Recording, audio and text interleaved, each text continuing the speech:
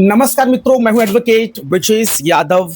दोस्तों, आज की इस वीडियो लेक्चर्स के अंदर हम बात करने वाले हैं कि क्या आप एक मल्टीपल लोन के डिफॉल्टर्स हैं, क्या आप क्रेडिट कार्ड्स के डिफॉल्टर हैं दोस्तों।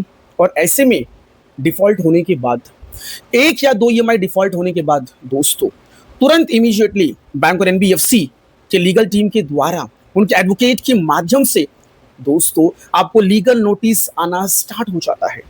जैसे फॉर एग्जाम्पल, उदाहरण के तौर पर लोन रिकॉल की notice, legal demand notice, section 138 की नोटिस, सेक्शन 25 की नोटिस, दोस्तों आर्बिट्रेशन की नोटिस, बीनस की धारा 300 अथवा 316 की नोटिस, और न जाने कितनी सारी नोटिस दोस्तों। और ये सारी लीगल नोटिस बैंक और एनबीएफसी की जो लीगल टीम होती है, उनके जो एडवोकेट्स होते हैं, उनके जो लीगल एडवाइजर होते हैं, उनके लेटर हेड पर बनाकर उस लीगल नोटिस को आपको भेज दिया जाता है। और यह लीगल नोटिस आपके ईमेल आईडी, आपके व्हाट्सएप, आपके मोबाइल के टेक्स्ट मैसेज इनबॉक्स में लिंक के माध्यम से आपको यह लीगल नोटिस भेज दिया जाता है। यह जो लीगल नोटिस है, यह लीगल नोटिस जेन्युइन है कि फर्जी है, सही है कि गलत है, इसके बारे में आपको कुछ भी नहीं पता है। और जैसे ही लीगल नोटिसेस आना चालू हो जाती हैं, आप काफी डर जाते हैं, आप सहम जाते हैं। आप ये सोचते हैं कि ऑलरेडी मैं तो कर्ज के दलदल में फंसा हुआ हूं, पैसे की दिक्कत समस्याएं चल रही हैं, काम धंधा छूट गया है, घर में मेडिकल इमरजेंसीज आई हुई हैं, व्यापार में भारी भरकम नुकसान हो रहा है, और ऊपर से ये लीगल नोटिस। और आप YouTube की बहुत सारी वीडियोस भी देखते हैं। YouTube पर बहुत सारे लीगल एडवाइजर, एडवोकेट्स, कानून के जानकार हैं जो वीडियोस बनाते हैं, और आप उनकी वीडियोस को रेगुलर मैनर में देखते भी हैं। हो सकता है आप मेरी वीडियोस को भी देखते हो। तो दोस्तों, वहां से आपको एक जानकारी मिलती है कि एक या फिर दो ईएमआई डिफॉल्ट हुआ और लीगल नोटिस आ गई। नहीं नहीं, ये तो फर्जी नोटिस होगी, ये तो फर्जी लीगल नोटिस होगी, इसको इग्नोर कर देना चाहिए। क्योंकि उनका यह कहना है, यूट्यूब पर बैठे जो लीगल एडवाइजर हैं, जो यूट्यूबर्स हैं, उनका यह कहना है कि लगातार 3 ईएमआई डिफॉल्ट होने के बाद जब लोन अकाउंट एनपीए में चला जाता है, उसके बाद बैंक और एनबीएफसी आपके खिलाफ में, आपके अगेंस्ट में लीगल एक्शन ले सकती है और आपको लीगल नोटिस भेज सकती है। लेकिन दोस्तों, प्रैक्टिकली आपने एक्सपीरियंस लिया होगा कि एक या फिर दो ईएमआई डिफॉल्ट होने के बाद ही आपको सेक्शन 25 की लीगल नोटिस आ जाती है, सेक्शन 138 की लीगल नोटिस आ जाती है दोस्तों, आर्बिट्रेशन की लीगल नोटिस आ जाती है। तो अब ये क्या है? क्या कहीं ये गलत तो नहीं है, कहीं ये फर्जी तो नहीं है, मुझे डराया तो नहीं जा रहा है लीगल नोटिस भेजकर? आप काफी कंफ्यूज हो गए हैं कि ये legal notice loan account NPA होने के बाद आएगा, आना चाहिए, या फिर पहले आना चाहिए। वेरी कंफ्यूजन, समझ में नहीं आ रहा है क्या हो रहा है। लीगल नोटिस कभी भी आ जा रहा है, इसी महीने में डिफॉल्ट हुआ और इसी महीने के अंत में लीगल नोटिस आ गई। क्या करूं? ये सही है कि गलत है कि फर्जी है? इसका रिप्लाई दूं कि नहीं दूं? दोस्तों, लोन डिफॉल्टर काफी टेंशन में, काफी परेशानी में रहता है कि ऑलरेडी कर्ज के दलदल में फंसा हूं, पैसे की दिक्कत समस्याएं चल रही है, फाइनेंशियल इश्यूज, फाइनेंशियल क्राइसिस से गुजर रहा हूं, और ऊपर से ये लीगल नोटिस की बौछार, लीगल नोटिस की बारिश। और अगर मैं यदि इस लीगल नोटिस का जवाब ना दूं तो फिर आगे चलकर मेरे खिलाफ में केस मुकदमा हो जाएगा, मेरे खिलाफ में कंप्लेंट फाइल कर दी जाएगी, मैं एक विलफुल डिफॉल्टर घोषित कर दिया जाऊंगा। तो आखिरकार मैं करूं तो क्या करूं? पैसे भी नहीं है। यदि मुझे इस लीगल नोटिस का जवाब, रिप्लाई फाइल करना है तो मुझे एडवोकेट के माध्यम से करवाना पड़ेगा, क्योंकि लीगल नोटिस एडवोकेट के माध्यम से आई है, उनके लेटर हेड पर आया है, तो मुझे भी मेरा जवाब, मेरा रिप्लाई मेरे एडवोकेट के माध्यम से लेटर हेड पर उनके जवाब, रिप्लाई देना पड़ेगा। नहीं दूंगा तो फिर आगे चलकर लीगल कॉन्सिक्वेंसेस, जो एक बोलते हैं कानूनी कार्रवाई, वो मेरे ऊपर हो सकती है। तो उसका भी मुझे डर है, और मेरे पास पैसे भी नहीं है। और जितने भी लीगल एडवाइजर, एडवोकेट साहब लोग हैं, उनकी फीस भारी भरकम, अनलिमिटेड लीगल नोटिसेस आ रही है, और एक लीगल नोटिस का जवाब, रिप्लाई फाइल करने के लिए कोई वकील साहब मांगते हैं 5,000 रुपया, कोई मांगता है 2,000 रुपया, कोई मांगता है 10,000 रुपया। कोई कोई ऐसे भी लीगल एडवाइजर है जिनकी पैकेज चलती है कि 21,000 रुपीज, 51,000 रुपए, 1,00,000 रुपए दे दीजिए, पूरा मैटर सब पूरा हम हैंडल कर लेंगे। दोस्तों, वकील साहब लोग मजिस्ट्रेट नहीं है, जज नहीं है कि आगे चल के आपके फेवर, आपके पक्ष में ही ऑर्डर, डिक्री, जजमेंट, फैसला आपके पक्ष में दे देंगे और आपको 100% राहत दिला देंगे। बस वो जो कानूनी प्रक्रिया है, लीगल नोटिस का रिप्लाई फाइल करना, जवाब देना, ये सब कुछ कर सकते हैं और आपका पक्ष मजबूती से रख सकते हैं दोस्तों। और इनकी फीस, लीगल एडवाइजर की फीस 1,00,000, 50,000, 10,000, 5,000, एक लीगल नोटिस, एक केस को हैंडल करने का। मैं तो मल्टीपल लोन का डिफॉल्टर्स हूं, मेरे पास तो इतने पैसे नहीं है। यदि मेरे पास इतना पैसा होता तो मैं इन बैंक और एनबीएफसी के जो भी अमाउंट बाकी हैं, जो भी ड्यू है, इनका पेमेंट करवा के कर्ज मुक्त हो जाता। क्यों मुझे इन लोन रिकवरी एजेंट्स का सामना करना पड़ रहा है? इनके दुनिया भर के इनके कॉल्स, दिन भर में 100 कॉल, 50 कॉल्स पे डराना, धमकाना, गाली गलौज करना, सोसाइटी, समाज, मोहल्ले में बेइज्जती करना, इंसल्ट करना, डेफेमेशन करना, मानहानि करना, घर पे बिना बताए आ जाना, घर के दरवाजे पर बैठ जाना, घर में घुसकर बैठ जाना, कोई दुकान है, शॉप है, वहां पे आके दुकान शॉप में बैठ जाना, मेरे ग्राहक, मेरे कस्टमर के सामने मेरी बेइज्जती, मेरा इंसल्ट करना। ये सारी चीजें मैं जो झेल रहा हूं ना, मुझे शौक नहीं है, पैसे नहीं है तभी मैं नहीं दे पा रहा हूं इनको, और ऊपर से ये लीगल नोटिस की बौछार और बारिश और मार, इसका जवाब मैं कैसे दूं? मेरे पास पैसे नहीं है। अगर वकील साहब की फीस थोड़ी बहुत होती तो समझ में आता था। जिस लीगल एडवाइजर को कॉल करो यूट्यूब से नंबर लेके, सबकी फीस भारी भरकम, कोई 1,00,000, कोई 50,000, कोई 5,000, कोई 21,000। पहले एडवांस भेजिए, उसके बाद आगे बात करेंगे। कुछ नहीं समझ में आ रहा है, क्या करूं मैं? तो दोस्तों, आज मैं आपको समझाने आया हूं, इसमें डरना घबराना नहीं है, और किस लीगल नोटिस को आपको सीरियस लेना है, और किस लीगल नोटिस का आपको जवाब देना है, और किस नोटिस का जवाब, रिप्लाई दोस्तों आपको अपने माध्यम से देना है, और किसका जवाब, रिप्लाई आपको एडवोकेट के माध्यम से देना है।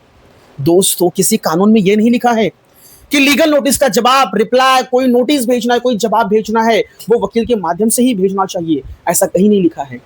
बस ये है कि अपनी लीगल सेफ्टी के लिए हम एडवोकेट साहब को हायर करते हैं और उनका सहयोग, सपोर्ट लेकर उनके माध्यम से रिप्लाई जवाब बनवाते हैं, क्योंकि वो कानून के जानकार होते हैं। उनको धाराएं, सेक्शंस, लैंडमार्क जजमेंट्स, किस सेक्शन में क्या लिखना है, कौन से क्लॉज ऐड करने हैं, कौन से आधार, कौन से बेस, किस प्रकार के ऑब्जेक्शंस रेज करने हैं, उनको बाकायदा पता होता है। आपको भी थोड़ी बहुत जानकारी है, आप भी कर सकते हैं, लेकिन आप लीगल सेफ्टी चाहते हैं कि कहीं ऐसा कोई क्लॉज, कोई मुद्दा, कोई पॉइंट मैं ना रख दूं अपनी तरफ से कि वो आगे चलकर मेरे खिलाफ में हो जाए। वो सब सारी चीजों से बचने के लिए एक लोन का बोरोवर, लोन का जो डिफॉल्टर होता है, वो एक वकील साहब की मदद लेता है दोस्तों। इसीलिए कहा जाता है कि लीगल नोटिस का जवाब, रिप्लाई एडवोकेट के लेटर हेड के माध्यम से दिया जाना चाहिए। दोस्तों, यदि आप एक लोन के डिफॉल्टर, लोन के बोरोवर्स हैं, तो थोड़ा बहुत अगर आप अपना खुद का दिमाग यूज करेंगे तो आप काफी हद तक आप दोस्तों कॉस्ट कटिंग कर सकते हैं इस लीगल नोटिस का रिप्लाई और जवाब को देने में। आपको बार बार हमेशा आपको एडवोकेट से आपको रिप्लाई, जवाब फाइल करवाने की जरूरत नहीं है। कुछ थोड़ी बहुत यदि आप जानकारी ले लेंगे दोस्तों, तो हर एक लीगल नोटिस का जवाब, रिप्लाई देना कंपलसरी, मैंडेटरी और जरूरी नहीं है। और आपके दिमाग में जो ये बसा है ना, बैठा है ना, कुछ लीगल एडवाइजर, यूट्यूबर्स ने क्लियर कर दिया है कि भैया एक ईएमआई डिफॉल्ट हुआ, लीगल नोटिस आया, छोड़ दो, इग्नोर करो, सब फर्जी है। नहीं, बिल्कुल भी नहीं दोस्तों, ऐसा कहीं नहीं लिखा है कि लोन अकाउंट एनपीए होने के बाद ही लीगल नोटिस का जवाब, रिप्लाई फाइल करना चाहिए। यह आपकी गलतफहमी है दोस्तों। मेरे पास ऐसे भी केसेस हैं जहां पर एक ईएमआई डिफॉल्ट हुई, सेक्शन 25 की लीगल नोटिस आई, रिप्लाई जवाब नहीं दिया, और 1-2 महीने के बाद ही उस लोन के डिफॉल्टर को, लोन के बोरोवर को कलकत्ता कोर्ट से प्रीकॉग्निजेंस की नोटिस आ गई, उसके बाद समन्स की नोटिस आ गई। लोन अकाउंट एनपीए होने का कोई भी इंतजार नहीं किया गया दोस्तों। तो इन सभी प्रश्नों का जवाब, रिप्लाई क्या सही होगा, इस वीडियो लेक्चर्स में दूंगा दोस्तों मैं आज आपको। डियर फ्रेंड्स, मैं आपको बोलना चाहूंगा, यदि आपका कोई भी ईएमआई डिफॉल्ट होता है, ईसीएस डिफॉल्ट होता है, आपकी किस्त डिफॉल्ट होती, मिस होती है दोस्तों, तो सबसे पहले आपको लीगल प्रायर नोटिस आपको भेजना चाहिए दोस्तों। और ये आपके माध्यम से जाएगा, आपके नाम से जाएगा, आपके सिग्नेचर से जाएगा दोस्तों। पहली ईएमआई डिफॉल्ट हुई और पहली ईएमआई डिफॉल्ट में वकील साहब के लेटर हेड पर आप रिप्लाई फाइल करेंगे। बैंक और एनबीएफसी क्या सोचेगी पता है? कि आदमी पहले ही अपनी आर्थिक स्थिति को बताने के लिए वकील साहब को ला रहा है, इतने पैसे इसके पास हो गए हैं। क्योंकि आज के टाइम में कोई भी वकील साहब फ्री में काम नहीं करेंगे, उनके लेटर हेड पे रिप्लाई फाइल करवा रहे हो। अरे आर्थिक स्थिति आपकी खराब है, आपको बताना है कितना समय चाहिए, क्या दिक्कत समस्याएं हैं, आप खुद रिप्लाई जवाब करिए ना। वकील साहब को बीच में क्यों लेके आ रहे हो? इसका मतलब कि पैसे की कमी नहीं है आपके पास। तो भाई प्रायर नोटिस का जवाब रिप्लाई अपने नाम से दीजिए और पैसे बचाइए। दूसरी चीज, एक ईएमआई डिफॉल्ट हुई है, ईसीएस लगी थी, ECS electronic clearing services automated ECS लगी थी, एक ईएमआई डिफॉल्ट हुई। तो दोस्तों एक ईएमआई डिफॉल्ट होने के बाद ही सेक्शन 25 की लीगल नोटिस आएगी। ऐसा मैं अपने मन से नहीं कह रहा हूं दोस्तों। Payment and settlement act 2007, negotiable instrument act 138 का सेक्शन 1881 के कानून में लिखा है कि जैसे ही ईएमआई डिफॉल्ट हुई, ईसीएस डिफॉल्ट हुआ, चेक बाउंस हुआ, उस डेट से अगले 30 दिनों के अंदर जो बैंक और एनबीएफसी है वो आपको लीगल नोटिस भेजेगी, सेक्शन 25 की लीगल नोटिस, 138 की लीगल नोटिस। और आपको दोस्तों उस लेटर में लिखा रहेगा कि आपको उसका भुगतान, उसका पैसा आपको 15 दिनों के अंदर देना होगा। नहीं दे पा रहे हो, पैसे की दिक्कत समस्याएं चल रही है, तो रिप्लाई फाइल करिए, जवाब दीजिए दोस्तों, जवाब दीजिए। लोन अकाउंट एनपीए होने का इंतजार मत करिए, क्योंकि बैंक और एनबीएफसी नियम कानून से काम कर रही है। जैसे ही पहली ईएमआई डिफॉल्ट हुई, पहला ईसीएस डिफॉल्ट हुआ, आपको तुरंत दोस्तों उसी महीने में, यदि बैंक और एनबीएफसी को आपके खिलाफ में लीगल एक्शन लेना होगा, तो उसी महीने में दोस्तों आपको अगले 1 महीने के अंदर वो आपको सेक्शन 25 की लीगल नोटिस भेज देंगे और उसका जवाब आपको देना पड़ेगा। आपने पैसे नहीं दिए, जवाब नहीं दिए दोस्तों, तो जैसे ही 15 दिन खत्म हो जाएंगे, आपने पैसे नहीं दिए, उसके बाद तुरंत अगले 1 महीने के अंदर बैंक और एनबीएफसी आपके खिलाफ में, आपके अगेंस्ट में, कलकत्ता कोर्ट में, अहमदाबाद सिटी में, दिल्ली में दोस्तों, मुंबई में आपके खिलाफ में, आपके अगेंस्ट में सेक्शन 25 में दोस्तों कंप्लेंट फाइल कर देगी, केस मुकदमा कर देगी, दिक्कत समस्याएं बढ़ जाएंगी। तो लोन अकाउंट एनपीए होने का इंतजार बिल्कुल मत करिए दोस्तों। डियर फ्रेंड्स, एकदम क्लियर कट बोलूंगा, सेक्शन 25 की लीगल नोटिस आई, सिर्फ रिप्लाई दीजिए उसका, सिर्फ उसका रिप्लाई दीजिए बस। 138 की लीगल नोटिस आई, सिर्फ उसका रिप्लाई दीजिए बस दोस्तों। आर्बिट्रेशन, आपका मैटर डीआरटी में लेके जाना है, बीएनएस की धारा 318, 316 में कंप्लेंट फाइल करना है दोस्तों, इसमें थोड़ा आपको समय मिल सकता है। इन तीनों केसेस में आपका लोन अकाउंट एनपीए में जाने के बाद वो आपको इस मैटर में, इस केस में आपको वो लीगल नोटिस भेजते हैं। आर्बिट्रेशन की नोटिस, बीएनएस की धारा 318, 316 चीटिंग, फ्रॉड, 420 बेईमानी, इसका लीगल नोटिस आपको लोन अकाउंट एनपीए होने के बाद वो आपको भेजते हैं दोस्तों, क्योंकि इसमें कोई टाइम लिमिट नहीं है, कोई समय सीमा का प्रावधान नहीं है दोस्तों। लेकिन सेक्शन 25 में ईसीएस बाउंस वाले केस में समय सीमा, टाइम लिमिट होती है कंप्लेंट फाइल करने के लिए दोस्तों, वो टाइम लिमिट मैंने आपको बता दी। तो चेक बाउंसिंग का हो या फिर ईसीएस डिफॉल्ट का हो दोस्तों, इसमें समय सीमा, टाइम लिमिट कैलकुलेट किया जाता है दोस्तों कानून के मुताबिक, कानून के आधार पर, बेस पर। ऐसा नहीं है कि एनपीए का इंतजार करेंगे, तुरंत इमीडिएटली एक्शन होगा, तुरंत दोस्तों फटाफट लीगल नोटिस आ जाएगी, उसके बाद अगले 1-2 महीने के बाद आपके खिलाफ में कंप्लेंट फाइल हो जाएगा दोस्तों। Please take serious. Loan account NPA होने के बाद हो सकता है वो आर्बिट्रेशन की लीगल नोटिस भेजे। मामला 20 लाख रुपीस के ऊपर का है तो डीआरटी में वो मूव करें। चीटिंग फ्रॉड का मामला है, फर्जी डॉक्यूमेंट्स अगर यदि आपने सबमिट किए होंगे तो बीएनएस की धारा 318, 316 का लीगल नोटिस आपको लोन अकाउंट एनपीए होने के बाद आपको भेजे, तो वो लोन एनपीए के बाद हो सकता है। लेकिन दोस्तों ईसीएस डिफॉल्ट, चेक बाउंसिंग का मामला, वो पहला ईएमआई डिफॉल्ट होने के उसी महीने में ही आपको लीगल नोटिस आएगी दोस्तों। Please take serious. तो आपको सेक्शन 25, 138 इसका रिप्लाई फाइल करना है। आर्बिट्रेशन की लीगल नोटिस आई, इसका रिप्लाई फाइल करना है। बीएनएस की धारा 318, 316 की लीगल नोटिस है, इसका रिप्लाई फाइल करना है। लेकिन एक लोन के केस में इतने सारे नोटिसेस नहीं आएंगे, कोई एक ही आएगा। 25 का आएगा या फिर 138 का आएगा या फिर आपको आर्बिट्रेशन का आएगा या फिर आपको बीएनएस की धारा 318 या फिर 316 का आएगा, कोई एक आएगा। एक का जवाब रिप्लाई दे दीजिए, बस खत्म। वकील साहब को पकड़िए, और कोई हाई प्रोफाइल बहुत बड़े वकील साहब को पकड़ने की बिल्कुल भी जरूरत नहीं है दोस्तों। जूनियर एडवोकेट से भी आप ये काम करवा सकते हो। बस ये ध्यान देना, एक बार ड्राफ्टिंग करवाने के बाद एक बार जरूर पढ़िए, देखिए, समझिए। एआई का जमाना चल रहा है, आर्टिफिशियल इंटेलिजेंस, एआई का जमाना चल रहा है दोस्तों। परप्लेक्सिटी, चैट जीपीटी, गूगल, आप एक बार उसको ट्रांसलेट करके पढ़ लीजिए अच्छे से कि वकील साहब ने ड्राफ्ट अच्छे से बनाया है कि नहीं बनाया है, उसमें धाराएं, सेक्शंस, लैंडमार्क जजमेंट्स वगैरह दिए हैं कि नहीं दिए हैं, वो सब देखिए जरा। आपको खुद को थोड़ा बहुत जिम्मेदार बनना पड़ेगा, आप सिर्फ एक वकील के सहारे नहीं बैठ सकते। तो ड्राफ्ट मंगवाइए उनसे पहले व्हाट्सएप पर, उसको देखिए, पढ़िए, समझिए। ऐसा तो नहीं है कि वकील साहब हर केस में सेम ड्राफ्ट कर रहे हैं, बस कॉपी पेस्ट, एड्रेस बदला, नाम बदला, बैंक का नाम बदला, बस खत्म, और सबको एक ही ड्राफ्ट चिटका रहे हैं, सबको एक ही ड्राफ्ट भेज रहे हैं। दोस्तों ड्राफ्ट जो बनेगा वो आपके केस, आपके फैक्ट, आपके जो आपका जो फैक्ट, आपका जो केस है, जो आपके सर्कमस्टेंसेस हैं, उसके आधार पर ड्राफ्ट बनता है दोस्तों। तो आप देखिए कि आपके फैक्ट, आपकी जो स्टोरी, आपका जो मैटर, आपका जो केस है, क्या उसको सिस्टमैटिकली मैनर में ड्राफ्ट में मेंशन किया गया है क्या? वो सब अच्छे से पढ़िए। उसके बाद वकील साहब को हरी झंडी दीजिए, ग्रीन सिग्नल दीजिए कि साहब स्पीड पोस्ट कर दीजिए, सब कुछ ओके है। अपना नाम चेक करिए, एड्रेस चेक करिए, क्या आपके केस को अच्छे से प्रॉपर उसमें दर्शाया गया है कि नहीं दर्शाया गया है, सेक्शन, धाराएं, लैंडमार्क, जजमेंट्स, सब कुछ प्रॉपर अरेंज है कि नहीं, कानूनी भाषा, कानूनी शब्दों का प्रयोग किया गया है कि नहीं, क्योंकि वकील साहब का सहारा ले रहे हो तो चीजें बहुत सिस्टमैटिकली मैनर में, कानूनी भाषा में, लीगल लैंग्वेज में जाना चाहिए दोस्तों। तो आप भी एक जिम्मेदार पर्सन बनिए। यदि किसी वकील साहब से ड्राफ्ट करवा रहे हैं, लेटर बनवा रहे हैं, उसकी जांच करिए, समझिए, देखिए कि सही बना है कि नहीं। गूगल का सहारा लीजिए दोस्तों, चैट जीपीटी का सहारा लीजिए, परप्लेक्सिटी का सहारा लीजिए दोस्तों। एआई का जमाना चल रहा है, आर्टिफिशियल इंटेलिजेंस का जमाना चल रहा है। आप उनकी मदद से प्रॉपर क्रॉस वेरीफाई करिए, आंख बंद करके दोस्तों बिल्कुल भी नहीं चलेगा।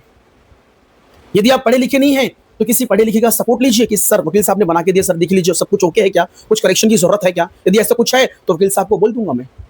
तो दोस्तों ये सब सारी चीजें हैं। और हर एक लीगल नोटिस का जवाब रिप्लाई देना ही नहीं भाई, मैं बोल रहा हूं ना, सेक्शन 25, 138 आर्बिट्रेशन, बस खत्म। एक ही लीगल नोटिस आएगी, एक या दो, बस खत्म। हर एक लीगल नोटिस का जवाब रिप्लाई देने की जरूरत ही नहीं है। जो सामने आ रहा है करो। और किसी भी लीगल एडवाइजर, एडवोकेट्स को मोटी रकम 1,51,000, 21,000 देने की क्या जरूरत है? आप दे रहे हो मतलब कि पैसे आपके पास है। इसका मतलब क्या विलफुल डिफॉल्टर हो आप? इतने पैसे आपके पास हैं। जैसा केस, जैसा मामला सामने आ रहा है वैसा काम करिए, उसके हिसाब से रिप्लाई जवाब फाइल करवाइए। और हर एक लीगल नोटिस का जवाब रिप्लाई नहीं देना है भाई। वो क्यों, वो लीगल नोटिस की बारिश क्यों कर रहे हैं पता है? जिससे कि आप डर जाओ, आप डर जाओ और एक कर्ज को खत्म करने के लिए दूसरा कर्ज लो, दूसरे को खत्म करने के लिए तीसरा कर्ज लो और कर्ज के दलदल में फंस जाओ आप। दोस्तों विलफुल डिफॉल्टर हो तो नहीं बचोगे। पैसे यदि आपके पास हैं तो आपको बैंक और एनबीएफसी के पैसे दे देना है दोस्तों। पब्लिक मनी है, जनता का पैसा है। आपकी तकलीफ में, आपकी मुसीबत में बैंक और एनबीएफसी ने आपको लोन दिया था, आपकी जरूरत में बैंक और एनबीएफसी काम आई थी, तो आपका फर्ज, आपकी रिस्पॉन्सिबिलिटी बनती है कि उनका पैसा आपको समय पर लौटा देना चाहिए। यदि दिक्कत समस्या है तो नियम कानून को फॉलो करिए, लेकिन विलफुल डिफॉल्टर बिल्कुल मत बनिए दोस्तों। वकील साहब को पैसा देने के लिए 1 लाख रुपए, 51,000 रुपए, 2 लाख रुपए, 5 लाख रुपए है, और बैंक और एनबीएफसी के बकाया राशि का भुगतान करने के लिए पैसा नहीं है, तो सिंपल सा कैलकुलेशन है दोस्तों। देखिए किसी वकील साहब 1,500 रुपया, 2,000 रुपया देके आप लीगल नोटिस का रिप्लाई फाइल करवा रहे हो तो वो तो आपकी जरूरत है, नहीं फाइल करवाओगे तो आपके अगेंस्ट में आगे चलकर लीगल एक्शन ले लिया जाएगा। लेकिन किसी वकील साहब को आप 1 लाख रुपया, 2 लाख रुपया दे रहे हो, 50,000 रुपया दे रहे हो दोस्तों, तो ये बिल्कुल गलत है, और वो भी एडवांस में, बिल्कुल गलत है दोस्तों। सामने जो सिचुएशन आ रही है, जो सर्कमस्टेंसेस आ रहे हैं, उसके हिसाब से काम करिए और जरूरी लीगल नोटिस का जवाब दीजिए दोस्तों। हर एक लीगल नोटिस का जवाब रिप्लाई देने की जरूरत बिल्कुल भी नहीं है दोस्तों। अपनी लीगल सेफ्टी के हिसाब से काम करिए और अपने राइट्स, अपने अधिकारों को जानिए। डरिए, घबराइए बिल्कुल भी मत। डरने घबराने से दोस्तों और आप और ज्यादा टूट जाओगे, और ज्यादा टूट जाओगे। तो अपने आप को अंदर से मजबूत करिए, लीगल ज्ञानी बनिए, अपने अधिकारों, अपने राइट्स को जानिए दोस्तों। डियर फ्रेंड्स, मेरा ये लेक्चर ये समाप्त हुआ। आप लोगों ने इतना समय दिया, आप लोगों का तहे दिल से बहुत बहुत धन्यवाद दोस्तों। यदि आपको कोई भी दिक्कत, समस्या लोन डिफॉल्ट के केस में आता है, लीगल नोटिस आ रही है, केस मुकदमा हो गया है, कोर्ट की नोटिस आ रही है, कोई डरा रहा है, धमका रहा है, रिकवरी एजेंट्स डरावने मैसेजेस कर रहे हैं, कॉल्स कर रहे हैं, कुछ नहीं समझ में आ रहा है क्या करूं दोस्तों, कुछ करो मत। एडवोकेट ब्रजेश यादव को याद करो, मैं आपके साथ हूं। थैंक यू सो मच, धन्यवाद।